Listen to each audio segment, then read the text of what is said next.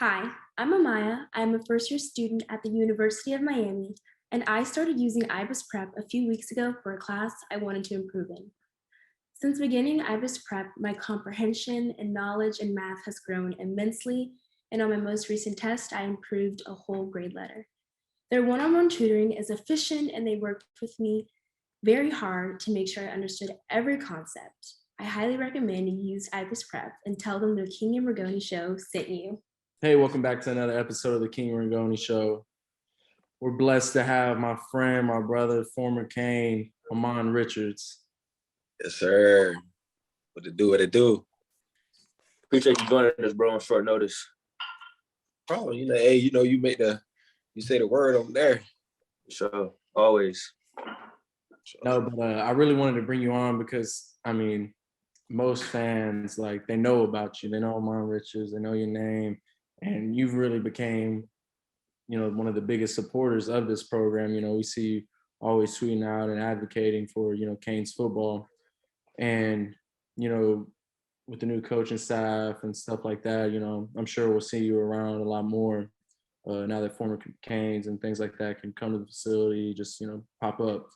But, I really wanted to ask your story because many people, know about your injury, things like that, but they don't really know the story behind you and, what everything that led up to it. Right.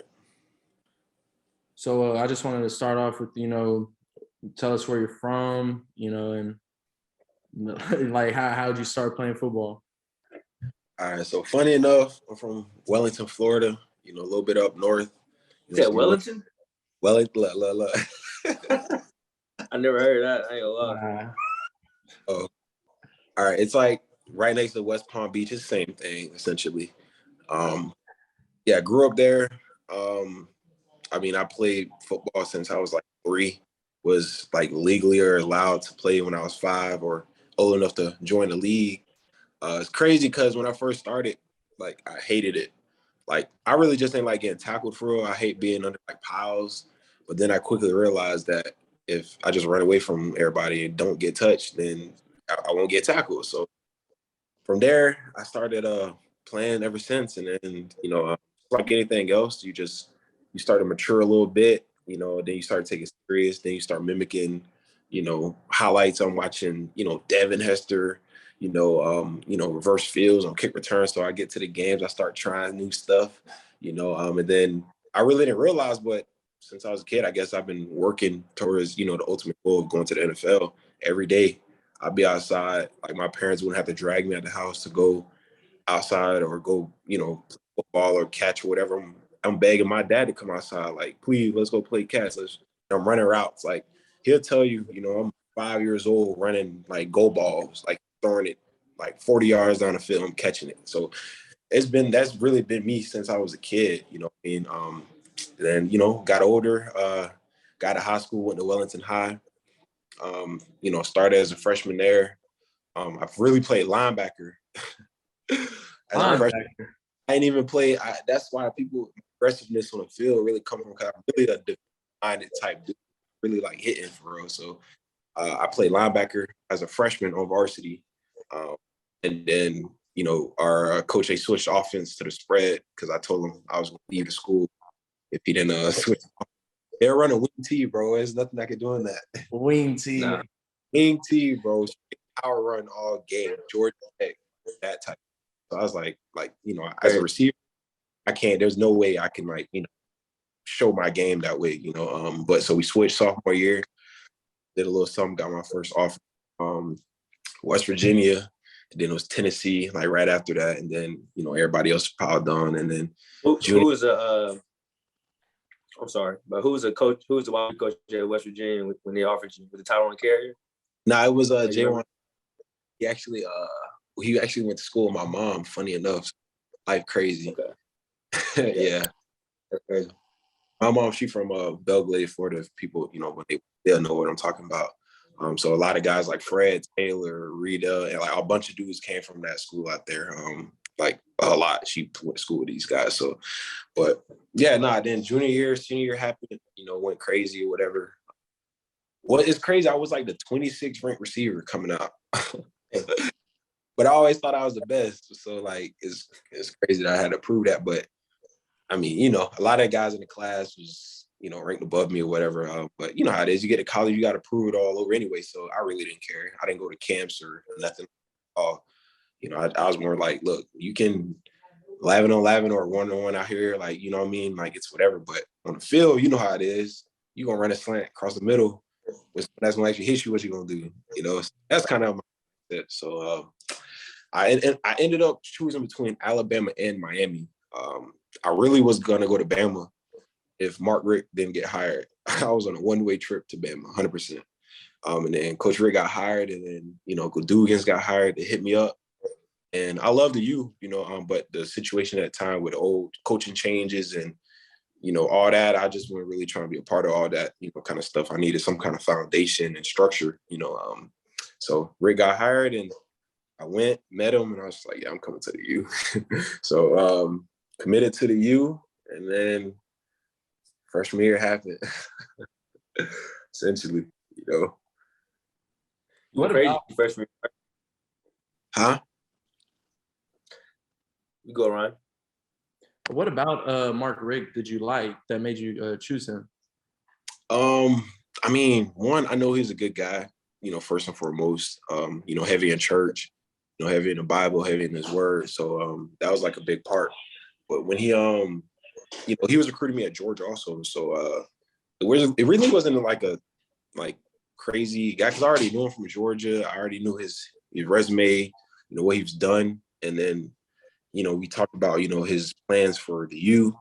I mean, as you see, he came, you know, he had plans for the indoor, got the indoor built. Like, I mean, he honestly, he got the program like headed in the right direction. You know, I just felt like it's unfortunate. Like, you know, he was older, you know, the game kind of, you know, was passing him by, you know, but overall, I mean, he was a great guy, great coach. And I knew that, you know, I knew he was going to come and implement some kind of structure and change to the U. So that's really why. I feel like a lot of people forget about that 2017 season y'all had. I mean, y'all were one of the best teams in the country that year, and I feel like everybody just forget about that year. You know what I mean? So y'all had a great year. Y'all could have been the one team in the country at one point. I think y'all and I forgot maybe Bama. Y'all lost the Pitt that week. Lost right? the Pitt, yeah. It was Bama 1, Miami 2, bro. I'll never forget it. Bama lost, correct? Didn't Bama lose? Yeah, they lost. They got rolled up, and that was our year, bro. You ever just seen some things just fall into motion? Just like everything just happens right. Like we won like 4 games that we were supposed to lose. Like if you know, watch, but that Georgia Tech game, the tip pass somehow he comes down with it. Daryl Lingham last second touchdown to beat Florida State at home for the first 7 years. Like, I mean, everything was just going right, and then it got to Pitt.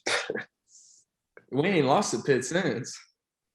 Bro, I don't know how we even lost. That's like the crazy part is, I can't even tell you why we lost. When I remember, you know, I was obviously a lot younger, looking on ESPN that day, and I saw that Miami lost to Pitt. I was like, what in the hell just happened? And bro, it was just one of those games where when you wake up in the morning and just everything just feels off. Like we were just like, all right, like it was like a 12 o'clock game. So, you know, you wake up for like everything like 6:30 or whatever, 6:30 for like treatment and, you know, all that pre meetings or whatever. Then you go back.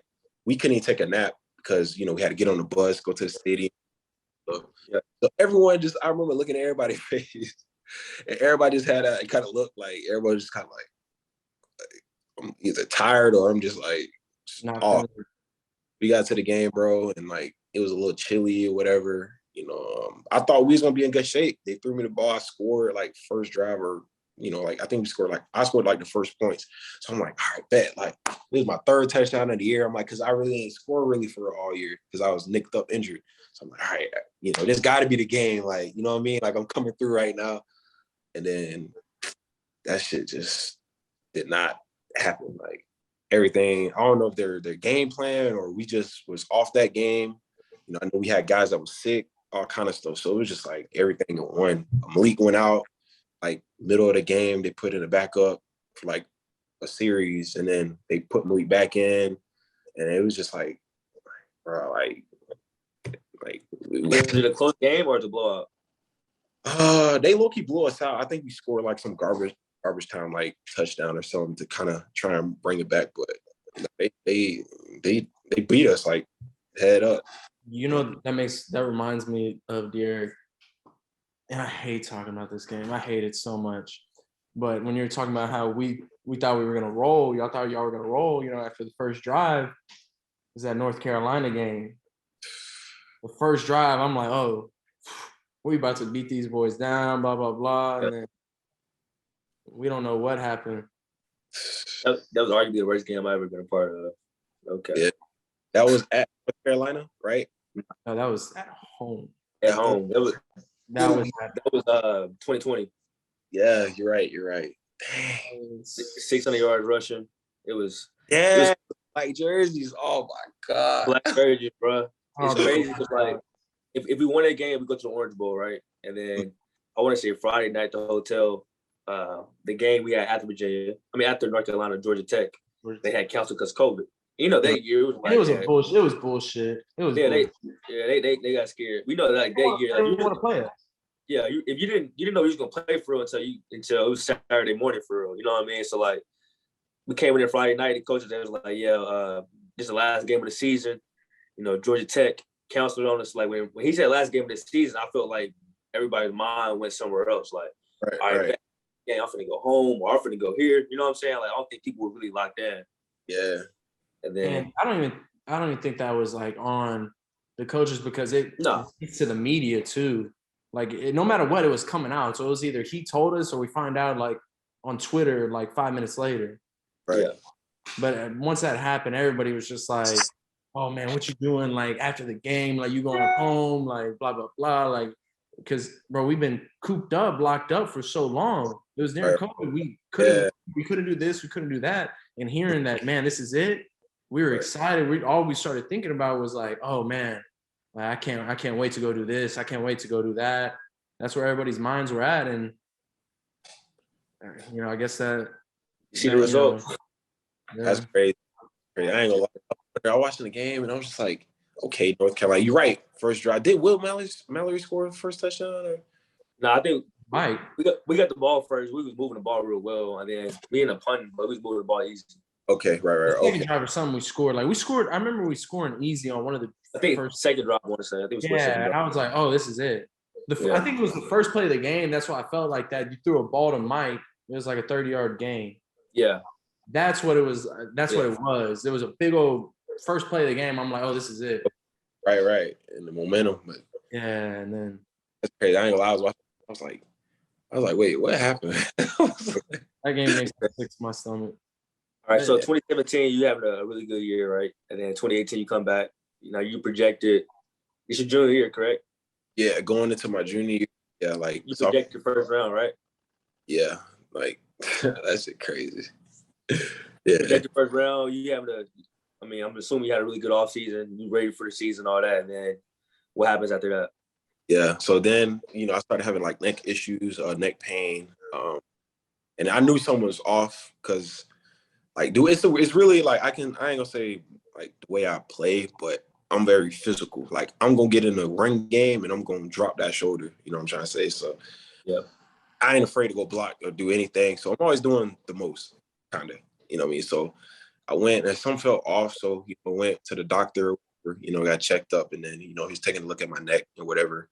And then he was just looking at like the disc in my neck and stuff. And like you can't continue playing. Or like, you'll end up paralyzed or you break your neck like on the field. I'm like, hold on. You feel me? Like, hold on. Like I love the game. Like when people say they're down the field, when you actually, that's a possibility, it's like, hold on now. Like I love football, but I love my life a little bit more. You know what I'm trying to say? That's essentially how it went down. Like it was literally like overnight. Like I went to the doctor. I'll never forget. We was at the doctor, like it was like an evening. And then he told me, call my parents stuff. I couldn't even tell my dad. I had him like call you don't have to tell him. Like there's no way I can tell this man that.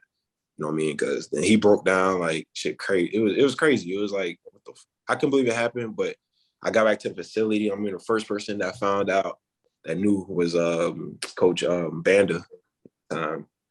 I told him, he was like walking to his car, and I had just got dropped off from Vinny. Vinny just let me out as his car.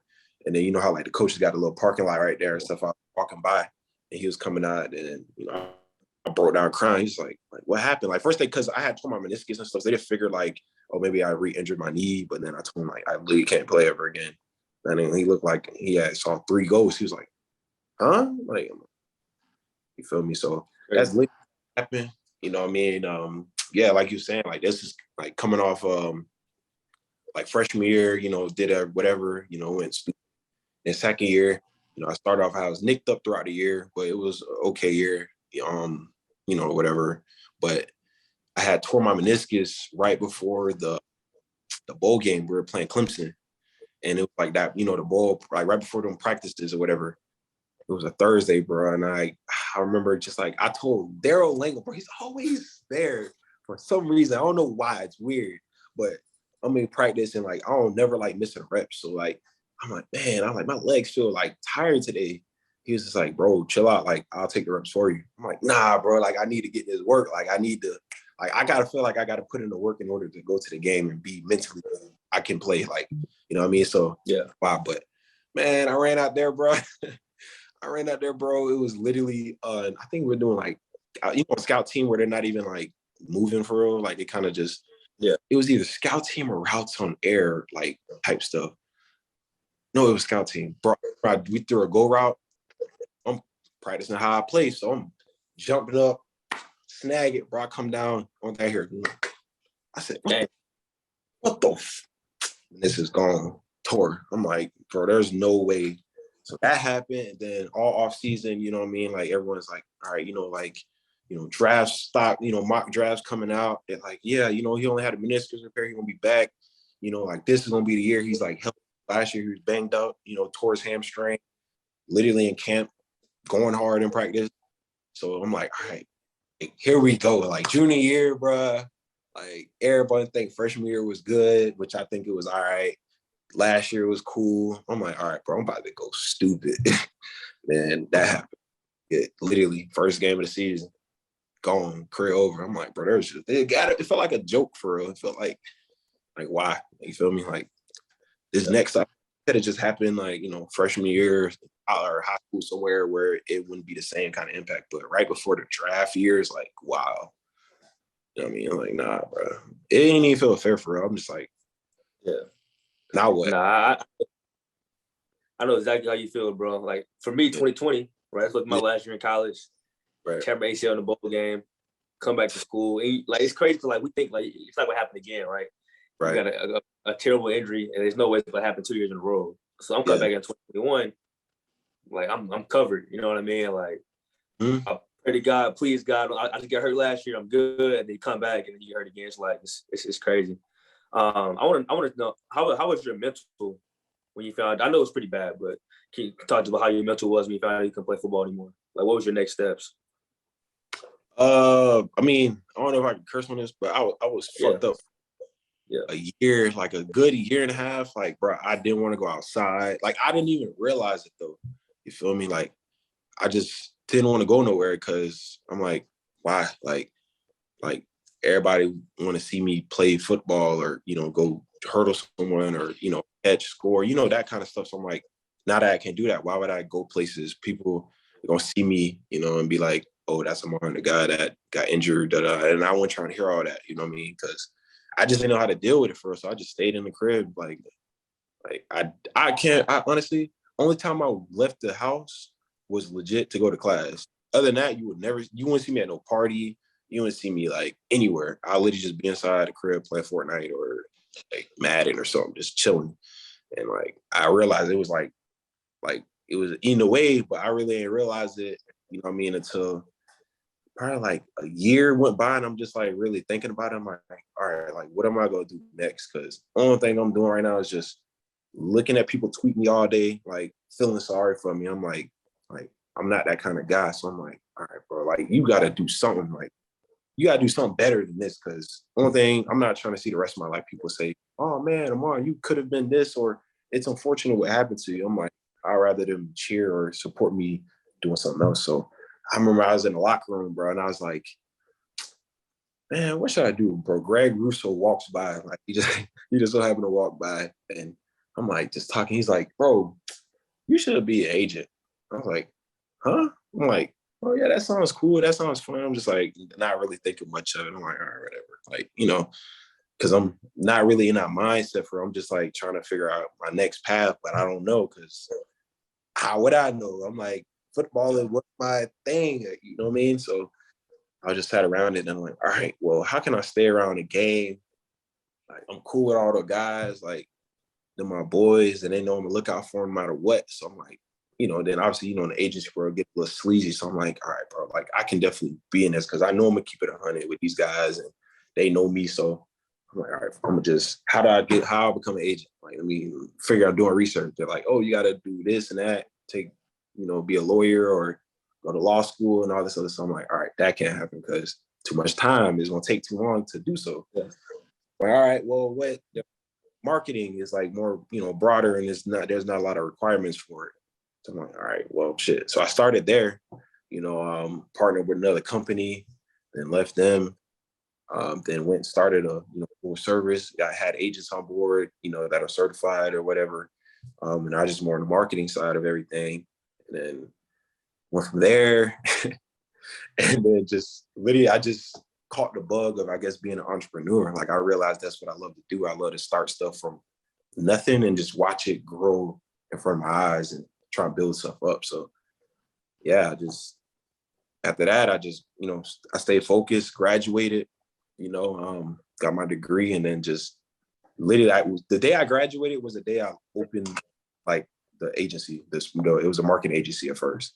Literally, I walked across the stage and walked right into the office and like opened up fully, was officially open. So that actually leads into my question. You started that up. You had an insurance policy, correct, before your junior year. Mm-hmm. That's what helped. A lot of people don't really realize or know about insurance policies and how they work. Do you kind of want to explain that? And another thing I wanted to add was, some people, they'll get hurt, they'll get their insurance policy, and some might just blow it, but you've kind of, done different things with it. Like you said, an entrepreneur, you start a business with it and, really set your path. And that's what the whole insurance policy is for. Yeah, no, I think it's important. A lot of guys don't know about it, or they don't take it serious, or they don't really think about it because let's just be real, like no athlete on this competitive level that's like, really good is going to be like, I'm going to get hurt or I won't be able to, get drafted where I think I'm going to get drafted. Everyone's just that mindset. You're like, what you mean? Like, I'm going to ball this year and I'm going to be out of here. So it might bring you away, but you're not really thinking about it, because you don't want to even have that thought in your head that you won't be good enough to make it, or you won't be good enough to stay healthy, or I'm not going to get a career injury. You feel me? So, it was important to me. Like, I'm thankful, that I had one and I was able to, use it to, further my career, and, be able to get a head start at life, and just be in a position where I am now where, have different opportunities or whatnot with, different, partners or whatnot to, build businesses, So I'm thankful for that. But I know a ton of athletes that don't have one or didn't have one, or like they used it all, for whatever reason, probably, take care of family, whatever case may be. But I think it's important for every guy that's draft eligible, whatever school, whether it's Liberty, whether it's like, Arkansas or, JSU, wherever, just have one, you know what I mean? Because I'm telling you, it'll come in handy. It's literally insurance, like it's safety. Like it's like if anything were to happen, you got something. You don't need it until you need it. Yeah, unless you drive around here with car insurance, you should have the same thing. You drive around a car and no car insurance, what's gonna happen to be a hit? You know what I mean? So yeah, that actually, so you ended up starting up your business for marketing, and then I actually saw not too long ago you made a really, really cool thing that I think honestly will help tons and tons of high school athletes out, and even if you're transferring in college too.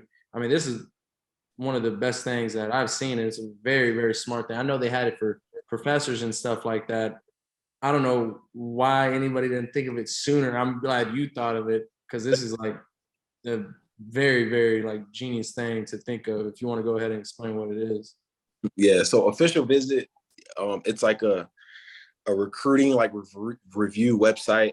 If you just kind of give, that probably want to wonder, it's like, think about like Rate My Professor and like niche.com and like arrivals.com, essentially just bunch into one company, so on there, like athletes, whether current or former players, they have a voice. You can leave reviews just like Yelp or whatever.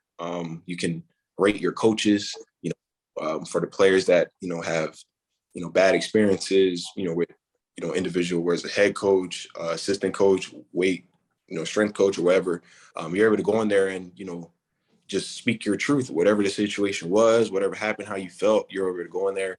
You can rate them, based on your experience. And then, what we do, we have a verification kind of process. So all the ones that do have like a check mark, kind of like Instagram, those are the people that are verified, like using their ID or, different, ways to verify. But yeah, I think it's pretty dope, man. I remember, I never forget when the guy, he brought it to my attention. He was kind of in a very early stage. He's like, yeah, like, I got this and that. I was like, wait, yeah, like, I'm like, guys, like these coaches aren't getting held accountable for nothing. I'm trying to say, like, athletes, from high school to college are always getting, or they got stars and all this other stuff. So I'm like, why not coaches? Like, it makes sense. You know what I mean? So, and these kids are picking their futures, I'm trying to say, based on official visits.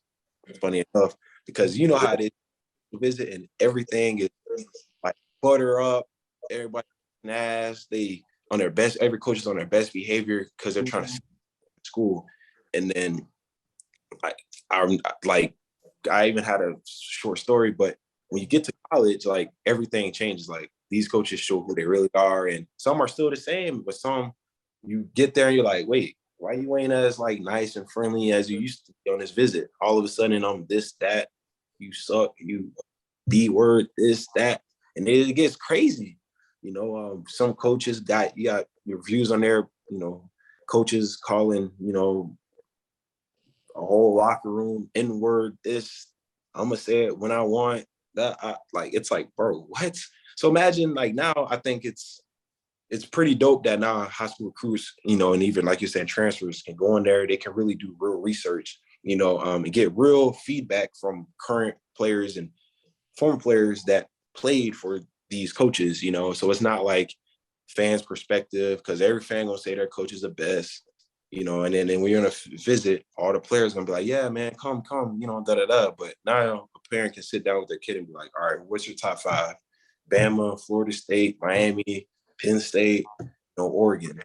They can go through these reviews and really, oh, this coach got a 1-star, what he did. Oh, wow. You can ask them about that next time you talk to them on the phone. Be like, yo, coach, like, I just had a question, I saw something pop up about da-da-da-da-da.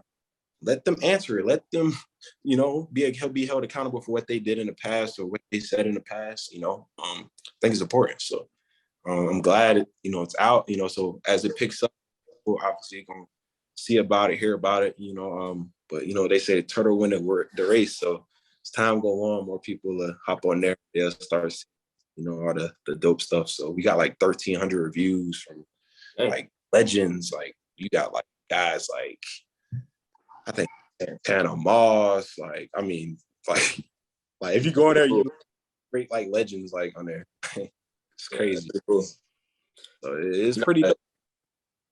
Yeah, it's pretty cool. I mean, I gotta say this. I don't think everybody knows this, but Ramon was really responsible for me getting my first NIL deal with College Chunks, right? And I say that to say this. Yeah, shout out to my dog. But I say that to say this. I don't think a lot of people take advantage of like when they're in college, like when they're the guy, when they're a star player, right? Of making good relationships, right? Because you in addition to Omar, Nick from College Chunks, and like now we have like a really good relationship. Well, those guys are really good people to know. So can you speak on that, like how important it is to build relationships and keep those relationships past college? Right, man. I just wish I can go back and like just do certain things different. Like you said, just meeting guys like Omar, Nick, guys over at College Chunks, man. Like you really realize that there's like really good people in the world, and there's people that really want to help you and, you know, and guide you, you know, to success. You know, like you said, with the college hunks, I never heard college hunks a day in my life. One of my friends, you know, Mike Murphy, you know, he owns the Toyota dealerships. Shout out, Mike. Yeah, shout out. He hit me up and he was just like, yeah, one of my friends, Omar, he owns college hunks. What is a college hunk? And then, you know, he's like, yeah, he's thinking about opening a location in Miami, da da da. I'm like, now I'm in a world, I'm like, okay, I'm open to everything because you never know when a blessing is coming across the table. So I'm like, okay, never heard of it, but let me be open to the idea here, you know, and see what it is. So they sent me, you know, I think the website, then I scrolled through, and I'm like, okay, this sounds dope. It's moving and junk company. I'm like, all right, like, but like, how does it work? You know, da da da. So then, like, probably like that next week, met with Omar, I think over the phone, real quick or briefly. And then like I talked to him over the phone, and like I can just instantly tell, like, I'm like, all right, this is a genuine guy that's, you know, he's successful, you know, he knows the path, he's grinded, he's built something from, you know, something, you know, from nothing, literally. And I'm like, all right, you know, so flew out there to Tampa, and we just brainstorming ideas and whatever, talking. And then like, all right, like we're gonna, you know, this we're gonna do this. We're gonna open a location in Miami. And then first thing I thought about, I was like, the NIL thing was popping up. And I'm like, we're like sitting at each other, we're at the table, we're like, wouldn't it be cool? Like, you know, one, we're trying to open a location in Miami, right? So it's like, all right, that's one thing. But like, but what if we're the first to do NIL deal? We just looked at each other, and then Mike Murphy is just like, he's really spearheading this. Mike Murphy was going like, I want to be the first. We just like, yeah, let's be the first. You ain't first, you last. So I was like, all right, well, like, you know, we sitting at how's it gonna work? Like, we don't even know. We're like, we don't know. We just gonna do it. So, you know, we sat down, we game plan together. And it was kind of like that moment where you just kind of looked at each other, you're like, yeah, I'm gonna know these guys for a long time. You know, then I thought about you guys, you know, you, then Bubba. You know, we're trying to get some other guys, you know, on there too. But, you know, we decided like we need like the two cornerstones of the team, you know, offense, defense, quarterback, you know, and the safety, you know, for most teams, or the middle linebacker. But in our case, the safety is more so like the heart and soul of the defense kind of thing. So that's where we went. We like, you know, I hit y'all boys up. I'm like, man, look, like, we got to do this. Like, it's here. Like, you know, so then now you look, now you know Mike Murphy, Murphy, Omar, Nick, and like it, bro, like, it's like gonna be endless opportunities that go beyond football, you know what I mean? And they willing to put you in position to literally win. And like, there's a lot of people like that. We went to the U. Everybody that pretty much go there is like, their dad is the owner of this company that does this, and their cousin is this guy. And, you know, it's the U, you know what I mean? So I really wish I could go back. I just really advise current athletes to not be like the stereotypical athlete that's kind of like, you know, shine off from like, you know, the regular students or whatever. I think, you know, guys should interact, you know, just with everyone and just be more open to, you know, new ideas and new people, because it'll last a lifetime. Football, you know, it lasts, you know, you go to the league, you know, 3-4 years, you know, good, obviously 7, 8, maybe 10, but you retire, you're gonna be 30 something, not gonna know how to create a business plan, not gonna know how to do nothing. You know, so I feel like we're really getting, you know, ahead of the game, you know, with knowing guys like Omar, Mike Murphy, guys that's really giving us the free game, you know, and really molding us into the entrepreneurs that we're gonna be once the game over. Yeah, I talked to Omar and Nick for about 30 minutes. And ever since that day, you know, we got a friendship for life. Mike Murphy too. You know, Mike Murphy was there my first sign. Now I got to say his name too. He was him and Omar were basically the first people to give me and Bubba NIL deals, right? And they were there at 12:01 on July 1st. And ever since then, we've been locked in ever since. I talk to Omar probably every week. We check in, we talk about, you know, business ideas, things like that. So Mike Murphy as well. So it's good to know people for sure. Yeah, the network is more, you know how they say like who you know or whatever hang around, or it's like your net. Like, they're not lying. Like, these guys know what they're doing. I'm just every day, whether they know it or not, I'm like picking their brain. I'm trying to learn everything I can because they've made it. You know, like they're beyond successful. People do their research, they're beyond successful. You know, so it's like how cool to just take it for granted, or not trying to gain as much knowledge from them as possible, you know. So I'm thankful for that for sure.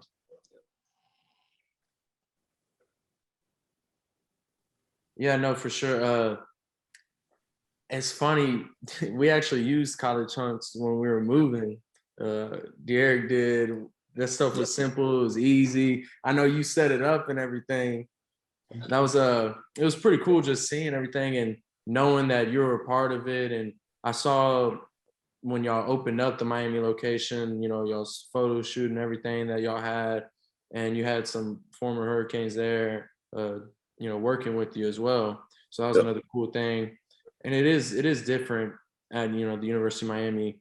And I'm glad you mentioned it, because a lot of people don't realize that you are sitting next to, like, I know it was one person, their dad was like the owner of Grubhub or something like that, you know. So one of those companies, and I'm just sitting there like, it was a class where we had to interview like a business owner, and we had to say who we were interviewing. And this person, I don't know if it was Grubhub, but it was like one of those big companies like that. Right. And this girl said, "Yeah, I'm gonna interview the CEO of blah blah blah." And everybody just kind of turned, and the professor was like, basically like, "No, you probably need to aim for someone, you know, you can actually like talk to, all that stuff." And then she's like, "Yeah, that's my dad." And we're all just kind of like, "What?" Like, come on, it was something where everyone was just like, "Dang, like we really go to school with people like that."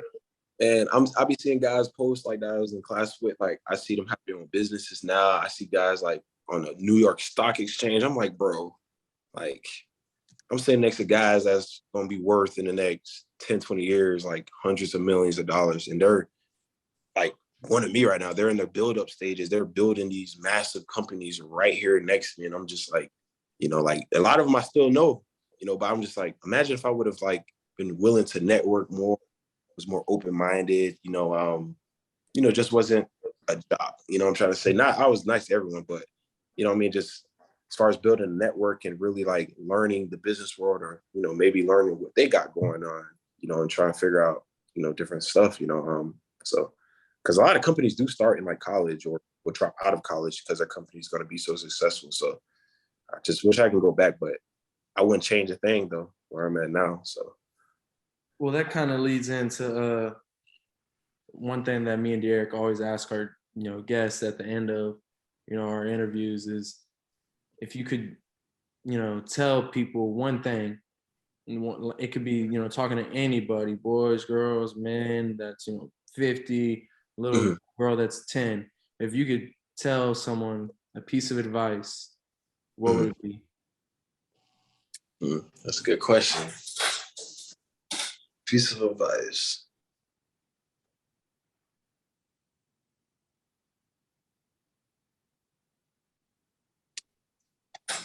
I say just treat people with respect and don't doubt anyone.